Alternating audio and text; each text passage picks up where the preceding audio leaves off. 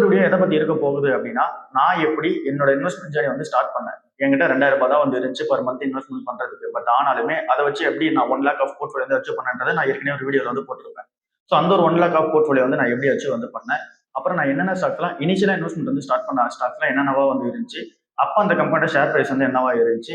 So அந்த stocks நான் big பண்ணதுக்கு பின்னாடி இருக்க ரீசன் என்னவா இருந்துச்சு. நான் என்னென்ன மாதிரியான மெட்ரிக்ஸ்லாம் யூஸ் பண்ணி அந்த ஒரு ஸ்டாக் செலக்ஷன் பண்ணேன் அப்படின்றத இந்த வீடியோ வந்து பார்க்க போறோம்.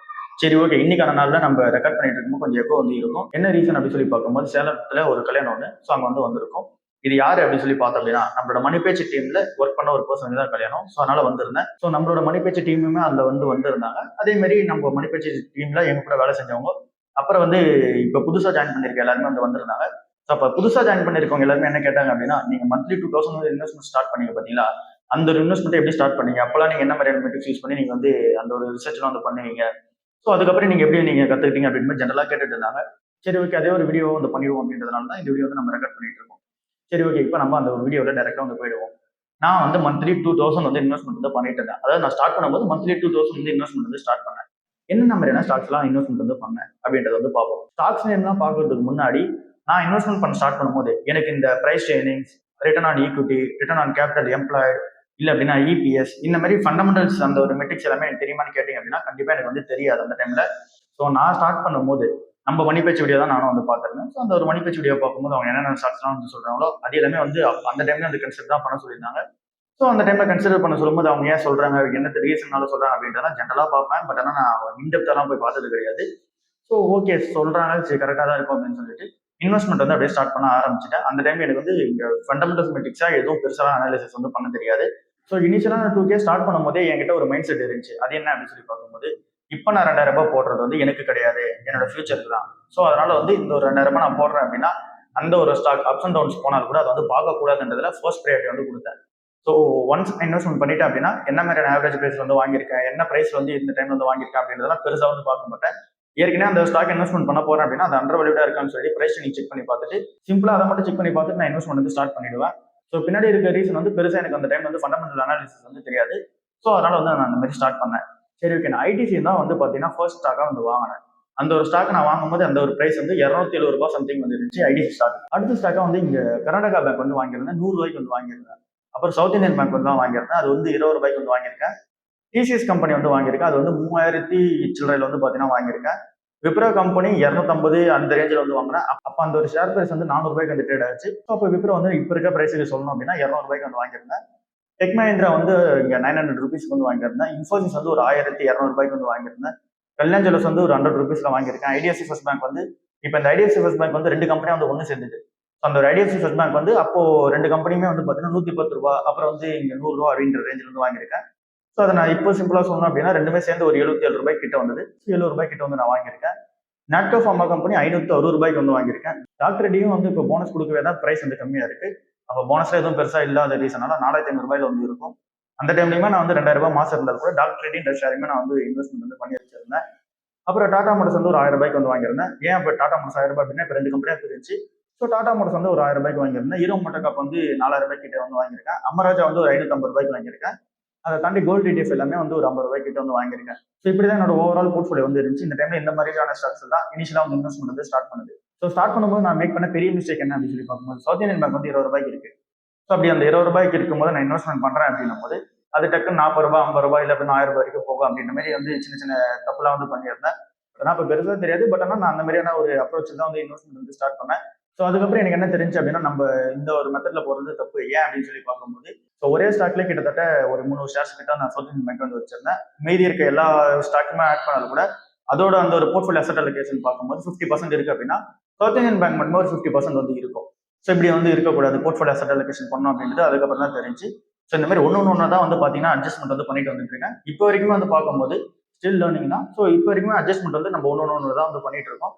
முன்னாடி அந்த ஒரு பேசிக் அப்ரோச்சா வந்து பார்க்கும்போது இப்போ நான் ஐடிசி வந்து வாங்குறேன் அப்படின்னா என்ன பார்ப்பேன் அப்படின்னா இப்போ நான் இபி நூடுல்ஸ் வந்து யூஸ் பண்ணுவேன். அதே மாதிரி ஐடிசியோட ப்ராடக்ட்ஸ் வந்து யூஸ் பண்ணுவேன். ஸோ அதே மாதிரி எல்லாருமே யூஸ் பண்றாங்க. ஸோ அதை பார்க்கும்போது நான் என்ன நினைச்சேன், சரி ஓகே அப்போ ஐடிசி வந்து எல்லாரும் யூஸ் பண்றாங்க. ஸோ கண்டிப்பா வந்து இருக்கும்போது பெரிய கம்பெனி வர சிகரெட் வர விற்கிறாங்க.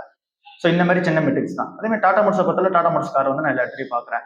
இதே மாதிரி நான் வந்து கர்நாடகா பேங்கை பார்த்தோம் அப்படின்னா கூட நான் சென்னையில் வந்து அதிகமான பிரான்ச்சஸ் வந்து கர்நாடகா பேங்க் வந்து பார்த்துருக்கேன். சவுத் இந்தியன் பேங்க் நிறைய பிரான்ச்சஸ் வந்து பார்த்துருக்கேன். டிசிஎஸ் விப்ரோவை பொறுத்தல அதுக்கெல்லாம் நான் வந்து இன்டர்வியூ அட்டன் பண்ணியிருக்கேன். ஸோ அது ஒரு பெரிய கம்பெனின்னு சொல்லிட்டு எனக்கு தெரியும். டெக் மஹிந்திரா பொறுத்தலும் அதே மாதிரி தான். கல்யாண் ஜுவல்லர்ஸுமே வந்து தெரியும். ஸோ அது எப்பவுமே வந்து ஒரு பெரிய பிராண்ட் தான். ஸோ அதனால் அதில் இன்வெஸ்ட்மெண்ட் வந்து பண்ணேன். ஐடிஎஃப்சி ஃபர்ஸ்ட் பேங்க்குமே அதே கதை தான். ஸோ எல்லா இடத்துலையுமே நான் ஐடிஎஃப்சி ஃபர்ஸ்ட் பேங்க் வந்து பார்த்துருக்கேன். டாக்டர் ரெட்டிலாம் நான் பார்த்தது கிடையாது. பட் ஆனால் ஃபார்மால இன்வெஸ்ட்மெண்ட் பண்ணோம் அப்படின்னு சொல்லிட்டு டாக்டர் ரெட்டியில் வந்து பண்ண ஆரம்பிச்சேன். பட் ஆனால் அதை பற்றி எனக்கு பெருசாக ஐடியா எதுவுமே கிடையாது. இன்டெப்தான ஐடியாவும் எதுவுமே கிடையாது. ஜஸ்ட் ஒரு டாக்டர் ரெட்டின்னு ஒன்று இருக்குது. அதோட ப்ராடக்ட் யூஸ் பண்ணியிருக்கேனா இல்லையா எதுவுமே எனக்கு தெரியாது. ஸோ ஹீரோ மோட்டோகார்ப் எப்படி எல்லாருமே பார்க்குறோம். ஸோ அதனால அதே மாதிரி அதில் இன்வெஸ்ட்மெண்ட் வந்து பண்ணேன். அமராஜா பேட்டரிஸ் வந்து பார்த்துருக்கேன். கோல்டு பொறுத்தல கோல்டு வந்து சேமா ட்ராக் பண்ணதில்ல. ஸோ அதனால இன்வெஸ்ட்மெண்ட் வந்து பண்ணேன். ஸோ இனிஷியலாக இன்வெஸ்ட்மெண்ட் பண்ணும்போது எனக்குலாம் வந்து பார்த்தீங்கன்னா பெருசான ஐடியா வந்து கிடையாது. ஸோ இந்த மாதிரி சின்ன சின்ன பேசிக்கான ஒரு விஷயத்தை வச்சு தான் இன்வெஸ்ட்மெண்ட் வந்து ஸ்டார்ட் பண்ணேன். ஸோ அதுக்கப்புறமேட்டுக்கு தான் அந்த ஃபினான்ஷியல் அனாலிசிஸ், அதுக்கப்புறமேட்டு தான் அந்த ஃபண்டமெண்டல் அனாலிசிஸ் எல்லாமே பண்ணிட்டு நான் வந்து ஸ்டார்ட் பண்ண ஆரம்பிச்சது. ஸோ இப்போ வரைக்கும் ஒன்று வந்து ஆட் பண்ணிட்டு இருக்கேன். ஸோ இப்போ நான் சவுத் இந்தியன் பேங்க் சொன்ன பார்த்தீங்கன்னா போர்ட்ஃபோலியோ அசெட் அலோகேஷன்ல அது ஒரு 50% வச்சிருந்தேன்னு சொல்லிட்டு. ஸோ இது மாதிரி ஒரு தப்புன்னு கிடையாது. இந்த மாதிரி நிறைய தப்பு வந்து நானும் பண்ணியிருக்கேன். பட் ஆனால் ஸ்டாக்ஸ் எதுவுமே வந்து வைக்கல. ஜஸ்ட் என்னோட போர்ட்ஃபோலியோ வந்து இங்கே கரெக்டாக அலோகேஷன் வந்து பண்ணிட்டு வந்துட்டு இருந்தேன். ஸோ அந்த டைம்ல தான் எனக்கு வந்து தெரிஞ்சு இங்கே பாண்டுன்னு சொல்லிட்டு ஒரு விஷயம் இருக்கு அப்படின்னு சொல்லிட்டு. ஸோ பாண்ட்ஸ்லையுமே வந்து நான் அந்த டைம்லேயே வந்து இன்வெஸ்ட்மெண்ட் வந்து ஸ்டார்ட் பண்ண ஆரம்பிச்சிட்டேன். அப்பயே வந்து 10,000 ரூபாய்க்கான பாண்ட்ஸ்லாம் வந்து செல் பண்ண ஆரம்பிச்சிட்டாங்க. இப்போ தான் வின்டுவல் மாதிரி பிளாட்ஃபார்ம்ல 10,000 ரூபாய்க்கான பாண்ட் வந்து இப்போ ப்ரொமோஷன் பண்ணி அதிகமாக வந்து போயிட்டு இருக்கு. பட் ஆனால் அந்த டைம்லேயே வந்து 10,000 ரூபாய்க்கு பாண்ட் இருக்கிறது தெரியும். ஸோ போட்டு எப்படி தான் இன்ட்ரெஸ்ட் வருதுன்னு சொல்லிட்டு கால்குலேட் பண்ணி பார்த்தேன். பட் ஆனால் ரொம்ப டைம்ல நம்ம வந்து ஒரு 10,000 போட்டேன். ஸோ இந்த மாதிரி எல்லாத்துலேயுமே வந்து இன்வெஸ்ட்மெண்ட் வந்து இங்கே கண்ணாப்பின்னு வந்து பண்ணி வச்சிருந்தேன். கரெக்டான மெத்தட் இதுதான் தெரியாது. பட் ஆனால் ஓகே இப்படிலாம் வந்து நமக்கு வந்து இருக்கு. ஸோ இப்படிலாம் நிறைய பேர் வந்து சொல்றாங்க. இருக்கிற எல்லா வீடியோஸும் பார்க்குறோம். சரி ஓகே சின்ன சின்ன அனாலிசிஸ் எல்லாம் பண்ணிட்டு நானே வந்து இந்த மாதிரி பண்ண ஆரம்பிச்சேன். ஸோ இப்படி தான் வந்து நான் வந்து ஸ்டாக்ஸ் இன்வெஸ்ட்மெண்ட் வந்து பண்ணேன். பட் ஆனால் நான் வந்து பெருசாக மேக் பண்ணாத மிஸ்டேக் என்ன அப்படின்னு சொல்லி பார்க்கும்போது அண்ட் நான் இங்கே இன்வெஸ்ட்மெண்ட் பண்ணிட்டேன் அப்படின்னா அதை நான் உடனே ரிட்டர்ன் வந்து எதிர்பார்க்கல. அதே மாதிரி அந்த ஸ்டாக் வந்து அதிகமாக போயிடுச்சு அப்படின்னா அதை நான் விற்கவும் வந்து ட்ரை பண்ண மாட்டேன்.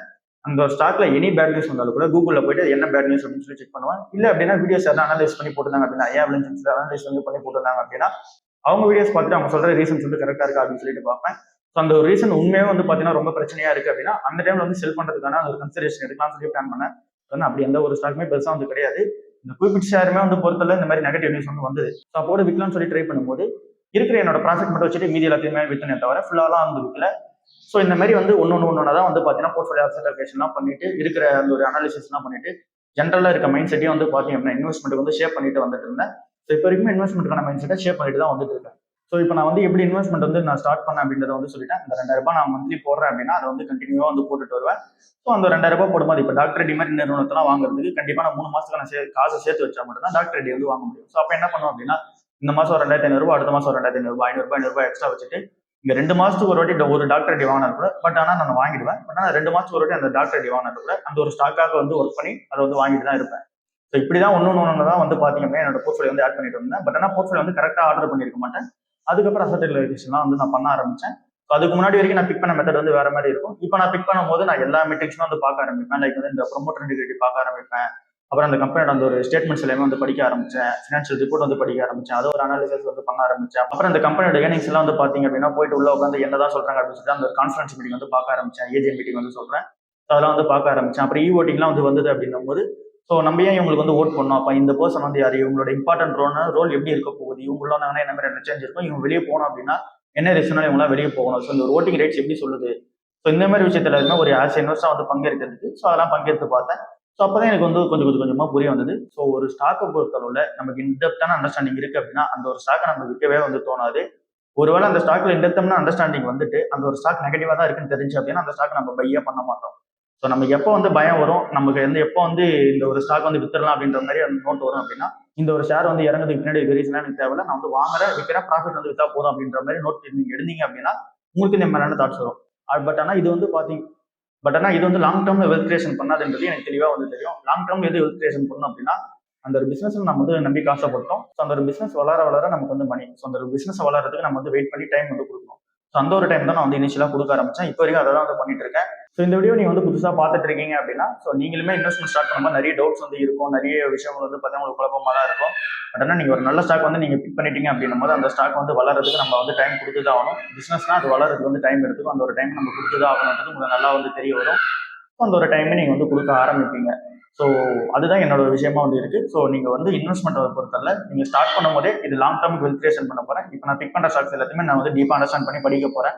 மேபி அது பாண்ட்ஸ் இருந்தாலும் கூட அது எப்படி ஒர்க் ஆகும், அந்த ஒரு பாண்டை பற்றி எனக்கு டீப்பான அண்டர்ஸ்டாண்டிங் பண்ணிட்டு தான் நான் வந்து இன்வெஸ்ட்மெண்ட் வந்து பண்ண போகிறேன் அப்படின்றத நீங்கள் ப்ராப்பராக தெரிஞ்சுக்கிட்டீங்க அப்படின்னாலே போதும்.